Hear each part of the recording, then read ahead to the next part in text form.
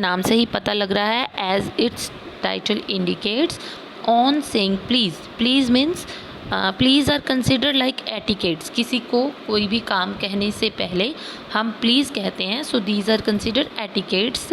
इसे मैनर्स माना जाता है।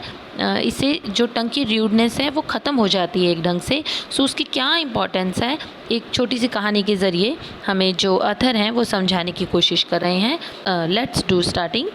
The essay on saying please by A.G. Gardiner highlights the importance of courtesy in our life. जो ऐसे है आपका, जो ये चैप्टर है ऑन सेइंग प्लीज़, जो कि A.G. गार्डनर के द्वारा बताया गया है, वो हाईलाइट करता है, बताता है इम्पॉर्टेंस ऑफ कर्सिटी, कि विनम्रता, नम्रता की ज़िंदगी में, लाइफ में क्या इम्पोर्टेंस है। मीठा बोलना, प्यार से बोलने की लाइफ में क्या इंपॉर्टेंस है। A.G. Gardiner illustrate the importance of courtesy through example from everyday life. जो अथर हैं वो इलुस्ट्रेट होता है किसी चीज़ को एग्जाम्पल के जरिए शो करना।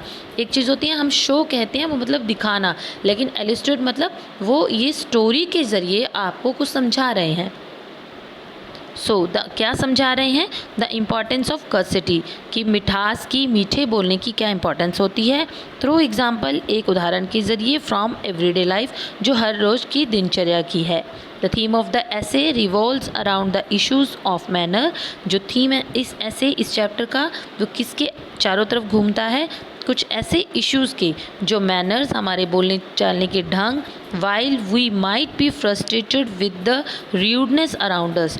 उस टाइम में ख़ास करके जब हम बहुत फ्रस्ट्रेटेड, उकता जाते हैं, हमारे चारों तरफ जो र्यूडनेस, जो कठोर स्वभाव से या कठोर लैंग्वेज यूज़ करते हैं लोग हमारे साथ, और हम फ्रस्ट्रेट हो जाते हैं, उस टाइम हमें कैसे मैनर्स यूज़ करने चाहिए, इस के बेस पर, डेली लाइफ में जैसे होता है उसके बेस पर ये सारा चैप्टर है जो रिवॉल्व करता है।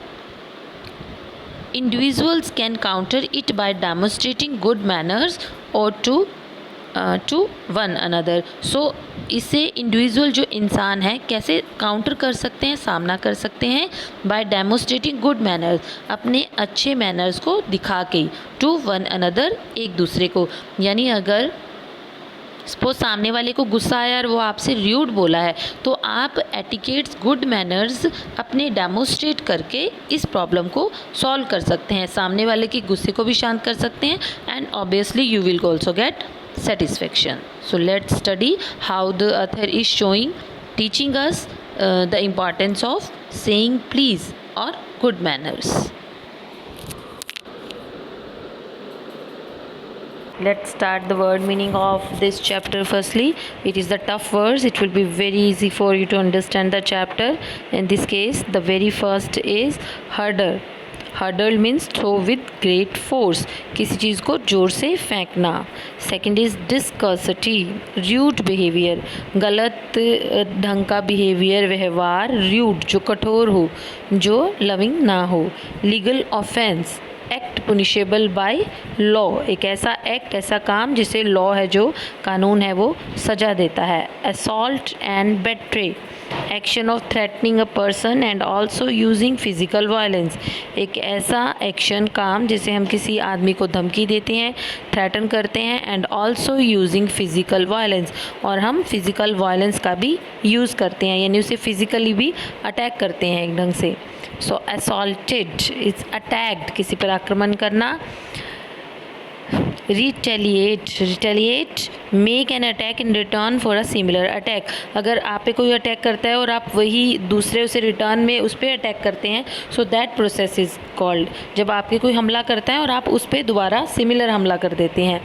सो assailant is a person who physically attacks other, एक ऐसा आदमी जो दूसरों को फिज़िकली अटैक करता है। The next is legislate, make a law, कोई कानून बनाना। सैंक्शन, ऑफिशियल परमिशन और अप्रूव फॉर एन एक्शन, किसी चीज़ की ऑफिशियल सरकारी तौर पे परमिशन लेना किसी भी एक्शन के लिए। Box, hit a person with the hand, किसी को हाथ से मारना। स्क्राउल, एन एंग्री और अ बैड टेम्पर्ड एक्सप्रेशन, बहुत गुस्से में या बुरे व्यवहार का एक्सप्रेशन बनाना, आपके हाव भाव बनने, क्या बहुत गुस्से में हैं इस time. Haughty, arrogant and full of pride, आप बहुत ज़्यादा एरोगेंट हैं, घमंडी हैं, फुल ऑफ प्राइड हैं। So that is haughty. Boorish, boorish is rough. Rough वही बुरा बोलना, रफ बोलना, बैड मैनर्ड होना, बुरा बर्ताव करना. एट्यून, टू एडजस्ट, किसी चीज़ के साथ एडजस्टमेंट करना, एकस्टम करना. सेंसिबिलिटीज़, एन अंडरस्टैंडिंग और an ability to decide what is good और वैल्यूएबल. एक ऐसी अंडरस्टैंडिंग या एबिलिटी, योग्यता होना जिसे हमें ये डिसाइड कर सके कि क्या सही है और क्या गलत है, वैल्यूएबल है जो चीज़, उसे समझ सकें. Laceration, laceration is sense of deep hurt, जब हम बहुत ज़्यादा हर्ट हो जाते हैं. Compensation, something that is given in return for something damage और लॉस, कुछ रिटर्न में मिलना जब कोई चीज़ ख़त्म हो जाए या फिर गुम हो जाए, उसके रिटर्न में कुछ कंपनसेशन, मुआवजा मिलना. नेग्लिजिबल, इनसिग्निफिकेंट, जिसकी कोई इंपॉर्टेंस ना हो, ना मात्र हो जो. Slur, allegation aim to insult और डैमेज समवन रेपुटेशन, ऐसा दोष लगाना, एलिगेशन लगाना जिसका एम क्या है, किसी को इंसल्ट करना या फिर किसी की रेपुटेशन को स्पॉइल करना. Shin, the front of the leg below the knee, आपके घुटने के नीचे जो लेग का फ्रंट पार्ट है उसे शिन बोलते हैं. Legal redress, legal redress justice for court, court से किसी तरह का जस्टिस मिलना. And the next is rebuke. Rebuke means sharp criticism. Criticism is आलोचना, को बहुत ज़्यादा किसी की आलोचना करना. डिस्पोज्ड, इंक्लाइंड और इनविलिंग. इंक्लाइंड एंड विलिंग, किसी चीज़ की तरफ झुकाव होना या विलिंग होना, करने के इच्छुक होना, डिस्पोज. और deal means long unpleasant experience, कोई लंबा ना खुश करने वाला अनुभव. वैसे वो डील को हम अग्नि परीक्षा के नाम से भी बुलाते हैं, इस वर्ड को जानते हैं. ट्रिब्यूट, ट्रिब्यूट मीन्स श्रद्धांजलि देना या समथिंग सेड और डन टू शो एडमिरेशन, कुछ कहना या करना अपने किसी की प्रेज़ के लिए.